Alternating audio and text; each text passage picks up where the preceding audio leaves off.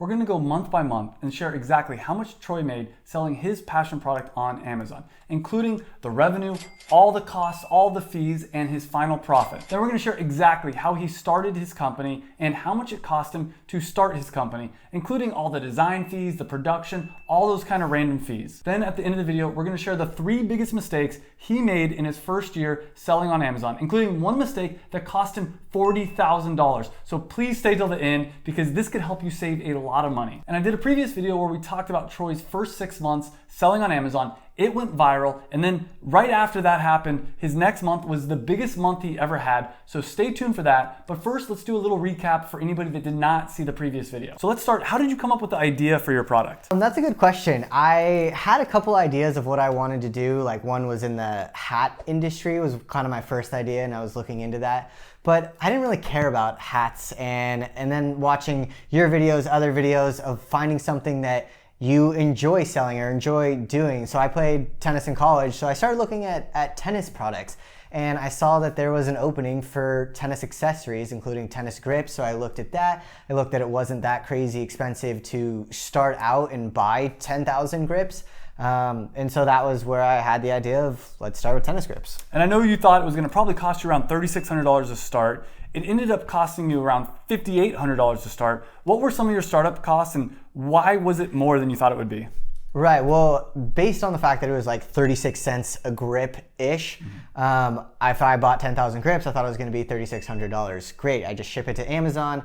Shipping was actually a way bigger fee than I thought it would be, especially if you do ground versus air. They say it takes 30 days. That's a lie. We'll get into that, I'm sure, later.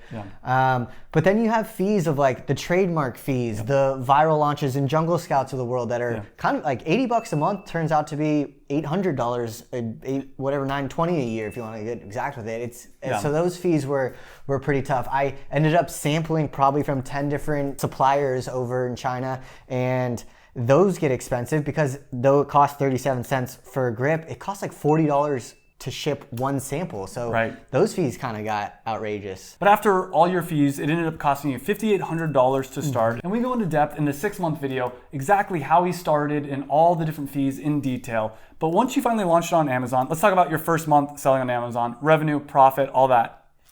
Right, so I had an okay month on my first. I didn't really know what to expect, but I think I sold around 300-ish units, doing $1,200 in revenue, which to me seemed great at the time, but between all my expenses and everything, it was realistically closer to like just $12 of profit. So, which a lot of people freak out when they're like, oh, I didn't make money in my first month. You're not gonna make money in your first month usually. Like it takes a few months, and you'll see he ended up making some pretty good money after a few months. So month number 2, how much revenue and profit, and we'll list out all the expenses as well on the screen here.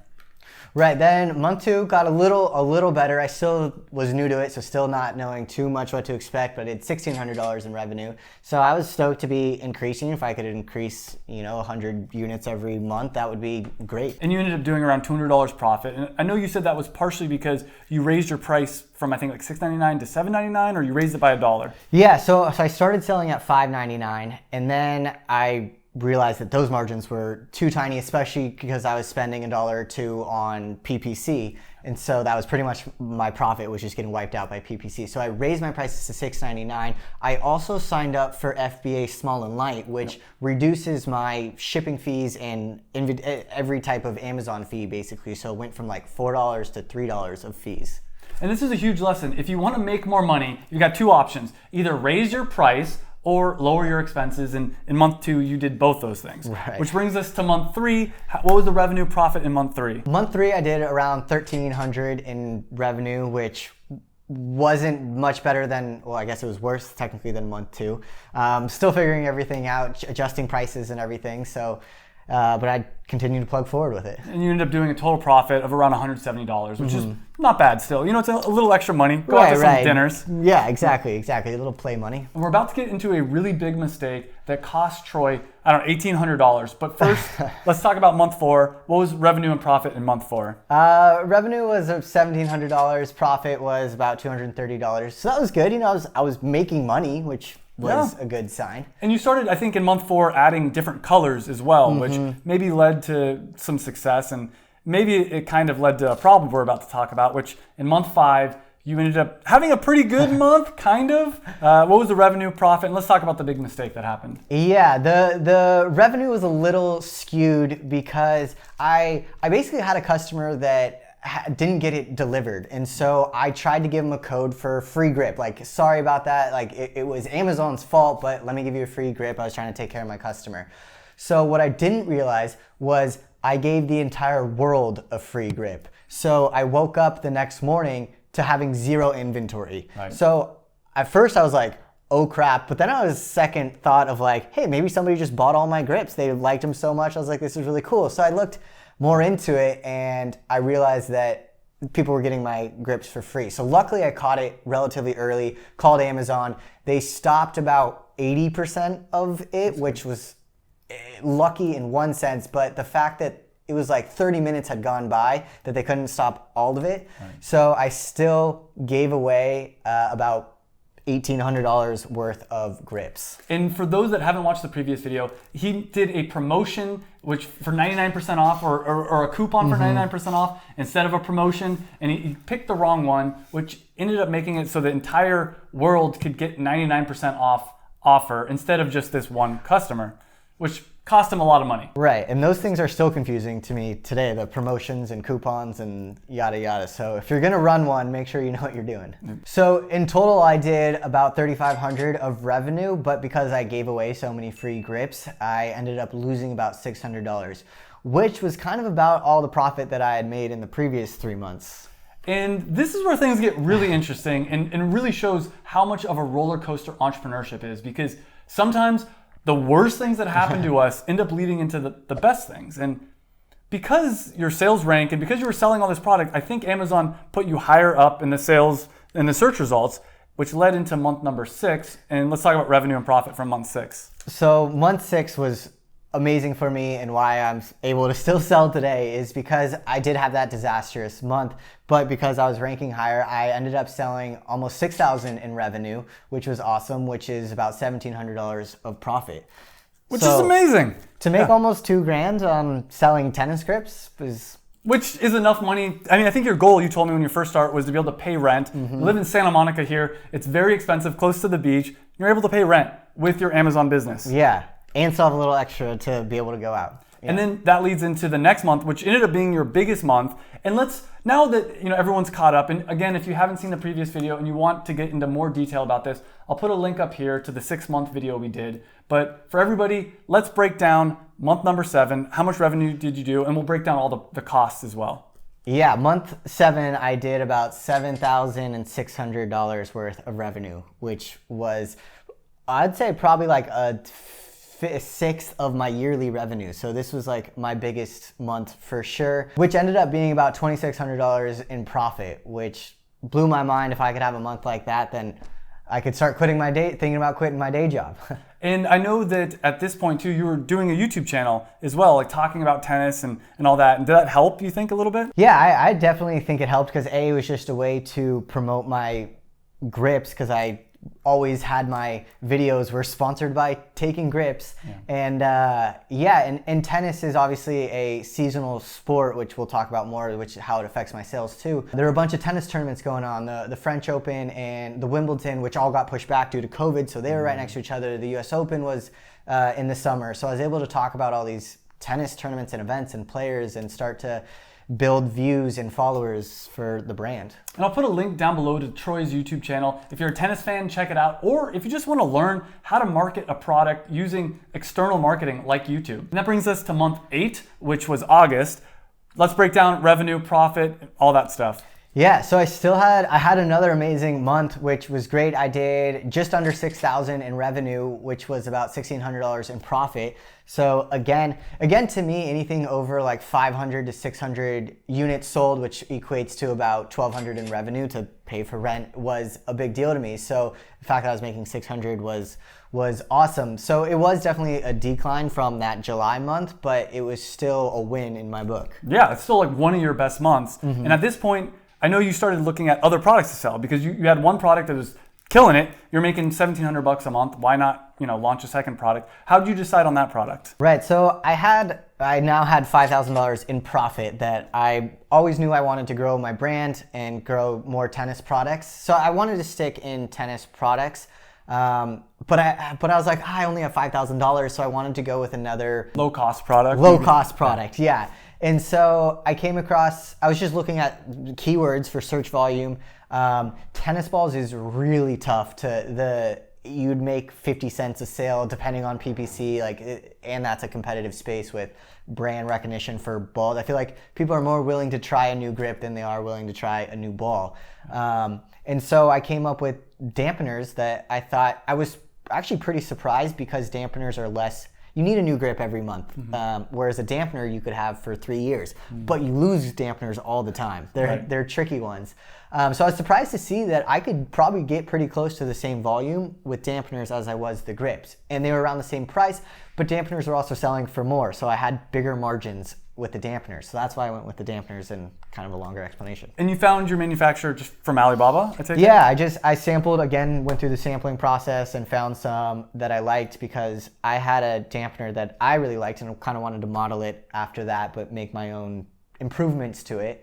And this manufacturer could do that. And I know they had a good price and they wanted a deposit, so you put down a $1,500 deposit, and this will be really important when we go to month number 9. So let's go to month number 9, September. Let's break down the revenue and the profit. Yeah, so I did $3,500 in revenue, which is just under $1,000. So it's not quite paying for my Santa Monica rent, but it's still September. The weather's still good, so I was not really sure. I'm now 8 months into this, so I haven't done a September before, so I don't know what to expect. So I'm like, okay, I'm trending in the wrong direction. Right. I need to do something different here. This is the roller coaster of entrepreneurship. You have a few of your biggest months, and then you have this month, which is great compared to month 1, 2, and 3. Right. But it's in the wrong direction. Yeah. It's a little scary. And at this time too, another thing happened. You told me about was you put in the $1,500 deposit, and what happened with that in the manufacturer? Right. Well, I was doing well. I wanted to add another product. So I found dampeners that I like. So I put in $1,500 for the deposit, which is common. I was good with that. I'd gone through it before with the grips. And something important, you sent a wire, which is I've sent wires to manufacturers too. I've never had a problem. But if you send money instead using a credit card or like Alipay or any of those kind of things, trade assurance, something like that, it's a little bit safer. So anyways. Right. And so it wouldn't have been a problem if I didn't run into this problem, but I always recommend using the Alipay Express so we'll continue with that. I then put down more money for the first half to get production going. And so then they came back to me and said, let's just say $1.20 for the 3-pack of dampeners. They came back with me and said it was going to be about $1.90 for dampeners. So you could see that is a huge difference in what I was trying to do for a lower cost product. Like the 70 cents is ginormous on a mass scale. And so I went back to them and I was like, I financially can't do that. I will lose money on Amazon if we do that. So that doesn't make sense for me to do. I can't do it. I was like, just refund me my money. It's okay. We'll move on. And they were like, you've already put down the deposit. We've worked really hard on this. Like, what can we do to make this work? Yada, yada, yada.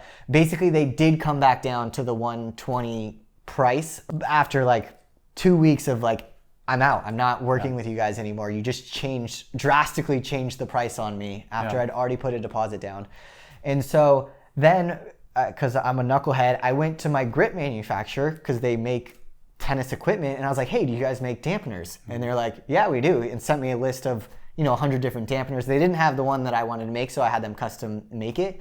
And it was $1.10 for the dampeners. And I was like, I'm going to save money, especially long term. If I sell dampeners forever, I'm going to be saving so much money on this that it'd be silly for me to not go with them. So I went back to the other company. I was like, hey, I have somebody else that's better.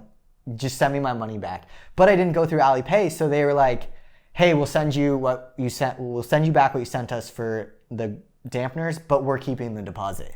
And this is a big lesson right here. It's be very careful who you're working with. Make sure that you pay using Alipay, especially if it's a new manufacturer. Once you trust them, maybe you could send wires, but even still, you really want to be careful. And that brings us to October, month number 10 of your first year selling on Amazon. Break down the revenue, break down the profit.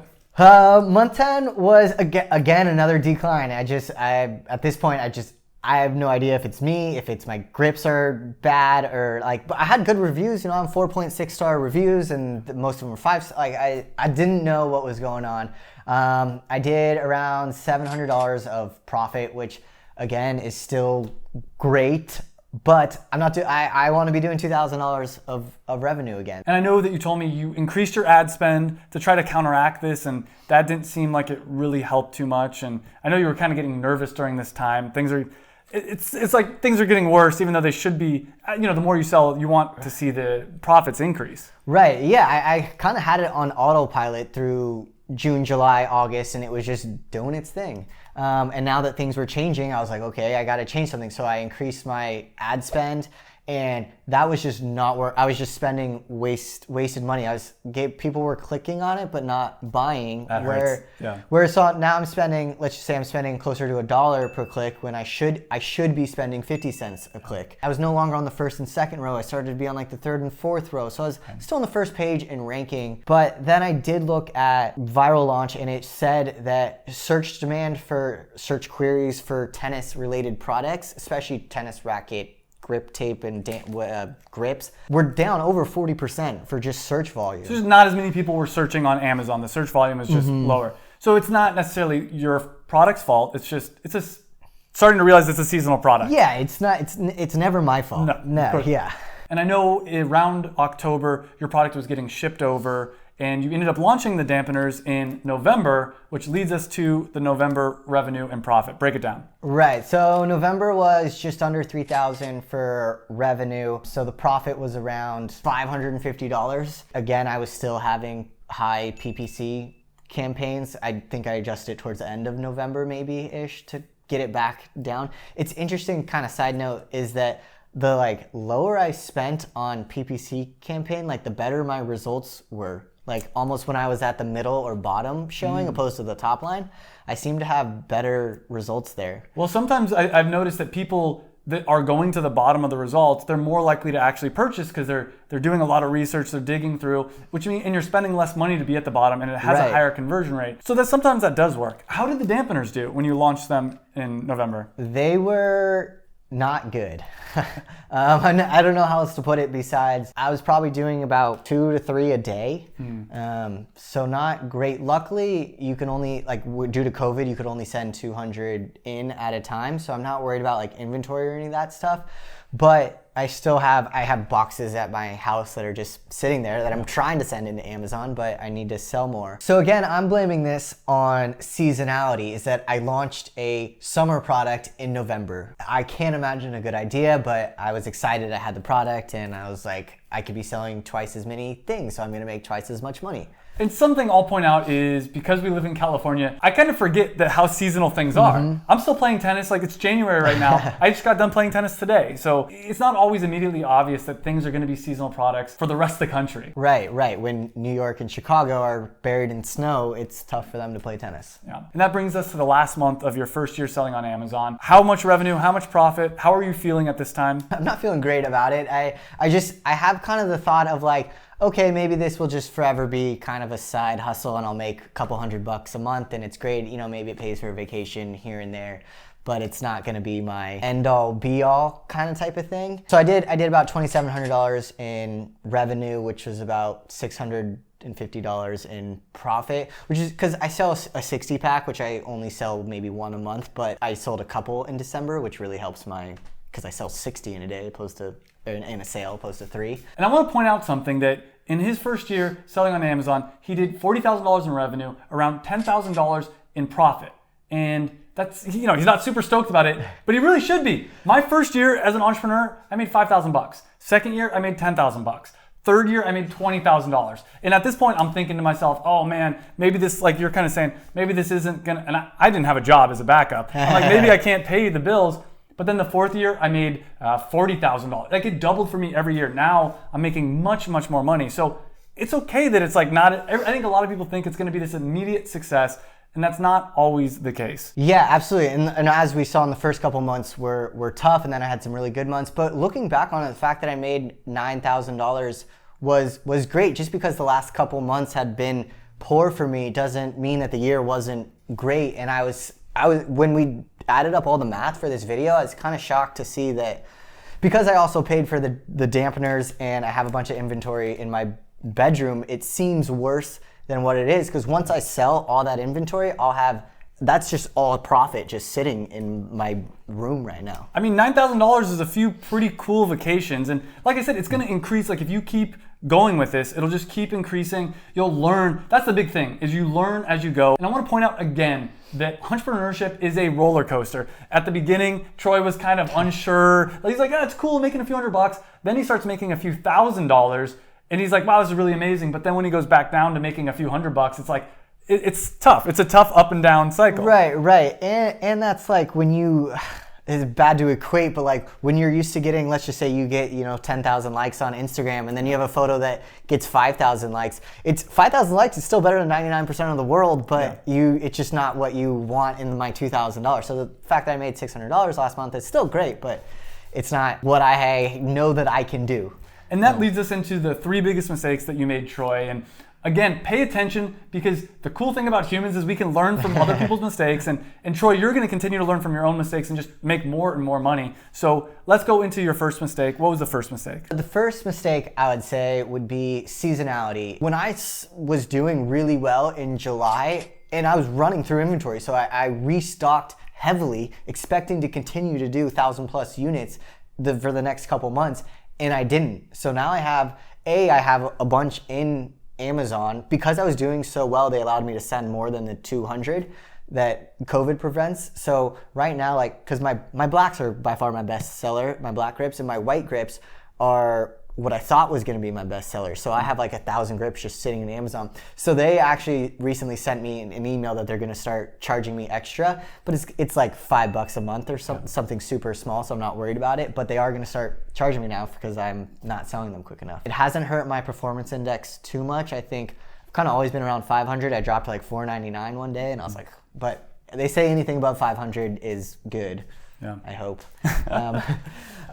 So that was my first mistake. Was I guess I just didn't really know, because I hadn't gone through winter yet. You don't always know with these things. If it's you're brand new to it, you make mistakes and you learn lessons. The second mistake I think that you made, and we kind of talked about this, was not really doubling down on PPC. He told me that so far you've only really run the automatic campaign, which is crazy. Because if you can start really, and I'll link, I have a tutorial video I did going in depth on how to do Amazon PPC. It's the most in-depth PPC tutorial video. And if you really dive in and you really know what you're doing, you can double, triple, quadruple your profit very easily. Right, and I just got brand registry, which I'm excited, so I can do different types of ad campaigns. Yeah. But yeah, I've kind of just run it on, like I said, for the last couple months, I just kind of had it automated with just automate this grips, base it on some tennis grip keywords, and let it run. And then eventually in September and October, when I was getting worried, I started going through some negative key terms and getting rid of those, so I wasn't wasting as much money. So my PPC has gotten better, but it's still not as good as it was in the heyday. But it is, I agree, that's pretty impressive that I just kind of throw $20 at the wall and some of it sticks. It's awesome. And that brings us to the third and the biggest mistake. And I asked Troy, if you could go back in time and tell yourself a year ago one thing, what would that one thing be? And this one mistake cost him $40,000. So pay attention. What's that one mistake? Yeah, like I said, I was looking at different products coming into it, and looking back, I kind of wish I did both products. I love doing tennis products and love having my own brand of tennis equipment. I love going to tennis courts and wearing my own stuff. Yeah. But with that said, I'm only making about $2 a sale on it. Profit, $2 a sale profit. $2 a sale per profit. So I wish that I did something with better margins, of that it cost me $3 from my manufacturer and I'm selling it for $20, even $30, which gets me to a $10, $15, $20 profit, especially in areas that have the same amount of volume, because tennis grips isn't it's 5,000 volume. It's not like a highly searched term. So there are markets that are highly searched that are just as competitive or uncompetitive as this, that just have better margins. And these $1,500 mistakes wouldn't be as costly that now I have to sell 750 grips to get back to that, opposed to I would only have to sell 300 to get back into that. And Troy told me about the product that he found, and this one product would have a $10 profit margin, and it has the same amount of search volume. It's just not more. Yeah, it's just as little competition. So if he would have, instead of making $2 per unit, have been making $10 profit per unit, he would have been making 5 times as much money. Instead of making $10,000, he could have made $50,000 last year, which is enough to probably pretty close to quit your job. Yeah, absolutely. And that will be my next product that I get into. But the thing I want to point out is you only learn these kind of things once you're in it. Like he probably would have never found this product unless he started to sell his current product. So as you go and you start selling on Amazon, you're going to learn from that. You're going to make mistakes and you're going to find bigger and better opportunities. And yeah, to go on his point of learning, like going through Travis's course, it taught me a lot, especially I could have taken more advantage of his PPC. One of the things that I did like was his YouTube course. I think that might be your paid course. That's part of it. Yeah, it's a bonus module in the paid course. Okay, yeah. But I also feel like what I've learned just starting my own business, you can't learn that in a course in grad school and all that. Like you have to learn it putting up the $6,000 and getting started. And you should make your money back. I get that there are times that are tough, but like that's just the best way to learn is doing it. And I've set up a free Amazon FBA course that you can get just by clicking right here. It's a bunch of YouTube videos that I put into a playlist. It includes a bunch of great things. All you gotta do is click right here. So click there. I'll see you in the next video, and thanks for watching. See ya.